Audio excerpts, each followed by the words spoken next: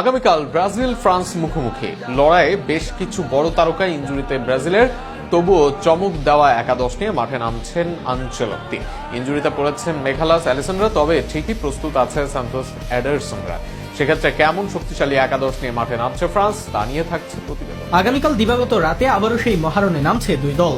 গত বিশ্বকাপের runner up ফ্রান্সের বিপক্ষে কঠিন চ্যালেঞ্জে পড়তে যাচ্ছে ব্রাজিল, আর তাই এই ম্যাচটিকে সামনে রেখে নিজেদের সেরা একাদশ সাজাতেই মনোযোগী কোচ কার্লো আনচেলত্তি। গোলপোস্টের নিচে কারা থাকবেন তা নিয়ে কিছুটা আলোচনা থাকলেও অভিজ্ঞ অ্যালিসন বেকারের পরিবর্তে এ ম্যাচে সুযোগ পেতে পারেন এডারসন। মূলত এলিসন ইনজুরিতে পড়ায় এ নিয়ে সংশয় নেই। রক্ষণ ভাগে ইনজুরির কারণে এডার মিলিতাও না থাকায় কিছুটা পরিবর্তন আসছে, আর তার জায়গায় একাদশে দেখা যেতে পারে গ্লেসন ব্রেমারকে। পিএসজির অধিনায়ক মার্কুইনহস থাকবেন ডিফেন্সের মূল ভরসা হিসেবে। ইনজুরিমুক্ত রাখতে টিম অনুশীলন থেকে কিছুটা বিশ্রামেও রাখা হয়েছে তাকে।